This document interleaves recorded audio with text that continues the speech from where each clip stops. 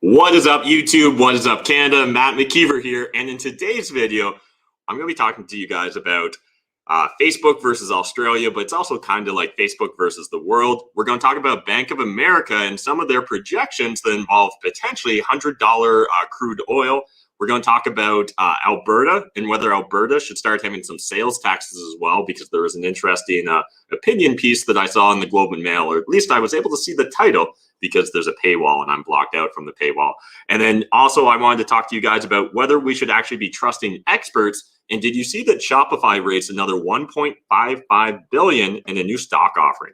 Let's first cover in today's video. Oh, I forgot to plug in my mouse here. Man, I'm off my game here, guys, but jump in that comment section, get my mouse going, and we're in business. Awesome.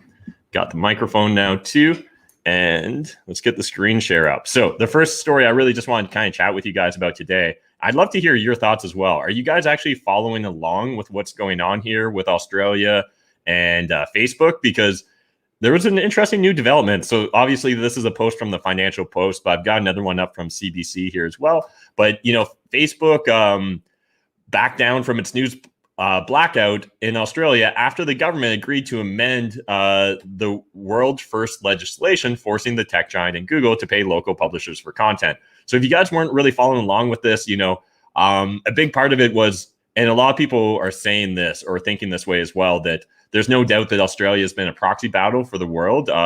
And this was Frydenberg said, and so many other countries are looking at what is happening here in Australia. And so this definitely could be a precedent setting. And we've seen a few other precedent sets back in Europe, right, with some of the legislation Europe's tried to force in regards to this as well.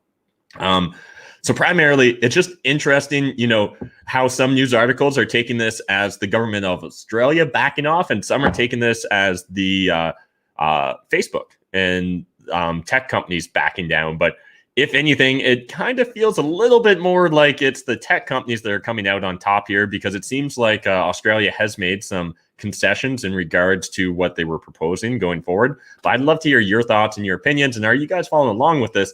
And, you know, do you think, does this matter? What are your thoughts in that regards? And hey, my Amazon order just arrived. So also there's another article here from Facebook if you guys want to check it out. Another article on Facebook from the CBC here if you guys want to check it out. And talking about some of the difficult negotiations here, right? A statement Tuesday by Campbell Brown, Facebook's vice president for news partnerships, noted that the deal allows the company to choose which publishers it will support, including small and local ones. So it's interesting how this is shaping up, that if it's a smaller local company that, you know, we should be supporting it and we should care, and others really aren't, you know, like big publishers, big news publishers don't really matter per se.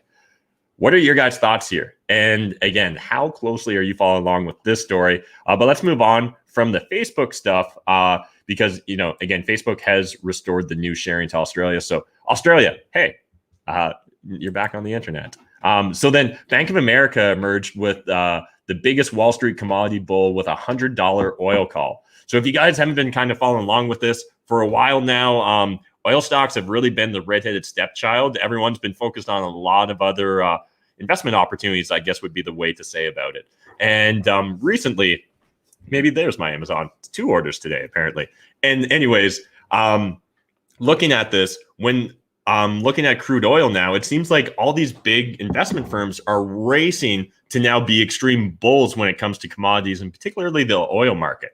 And obviously, this has big impacts for Canada, right? It's got big impacts for our entire oil sector. And obviously, the province of Alberta definitely cares about which direction the price of oil is going. So again, just kind of touching base here, rising crude oil prices have rallied further after investment bank Goldman Sachs raised Brent crude price forecast to by $10 with expectations for it to reach $70 by the second quarter and US $75 in the third quarter. Brent crude was up 0.5% to 65.6 a barrel this morning, and US crude rose 0.6. So I'm curious, what are you guys' thought on this? And do you think, will this change in forecasts in regards to crude oil spell good times for the Alberta real estate market? Right now in Ontario, right, it's just crazy in regards to what's going on here in our real estate market. If you guys haven't been paying attention, I mean, you're really sleeping out on what I'm pretty sure is the biggest bull market I've ever encountered in real estate by a long shot. This puts 2016, 2017, 2018, 2019, even 2020 all to shame. It seems like we've got the perfect recipe shaping up here in Ontario for our real estate prices. But I'm curious to see how these projections when it comes to oil could impact Alberta, because obviously earlier this year, Alberta was negatively impacted by the cancellation of the Keystone pipeline, right? When Biden got into power. And that's a story we've covered in the past. You guys can jump back and check it out. But again, love to hear your thoughts and your opinions on all this. And then kind of moving on, Shopify taps frenzied market for third time in a year, raising US $1.55 billion in stock market offering. So again, I'm I'm in front of the paywall here on the Globe and Mail, so I'm not going to be able to really get into it, but it's just interesting to see Shopify tapping it. I think this is like the third time in a very short period of time that they've done a stock offering, if I'm not mistaken. So actually, if we just go stock offering, Shopify. So yeah, it was a 1.2 million share, and then otherwise, what else was there? Yeah, maybe one. Oh yeah, for a third time in a year. So again, pretty crazy.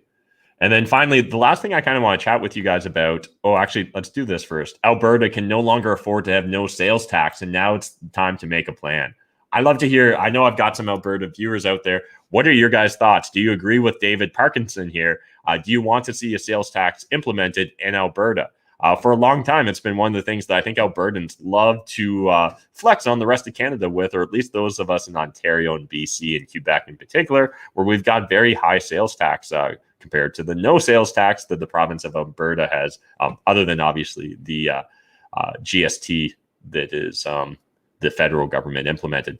And then the last thing I just wanted to touch upon here was an article from the Mises Institute and why trust the experts. And I'm not going to get deep into this article, but what I really just want to highlight here is it's important for all of us to always understand that experts are biased and self-interested, just like everyone else.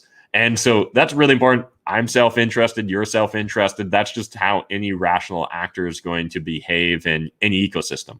So again, it's important when we're looking at who's telling us what, right? That cryptocurrency expert that's telling you to go all in on cryptocurrency, they're biased. That real estate expert that's really excited about the real estate market, he's biased. That person that's telling you that COVID's going to end the world or that COVID doesn't matter, they're probably biased as well. It's really important that we're actually digging a little bit deeper into the information, because oftentimes I find people take information and then they don't interpret it and they end up with nothing.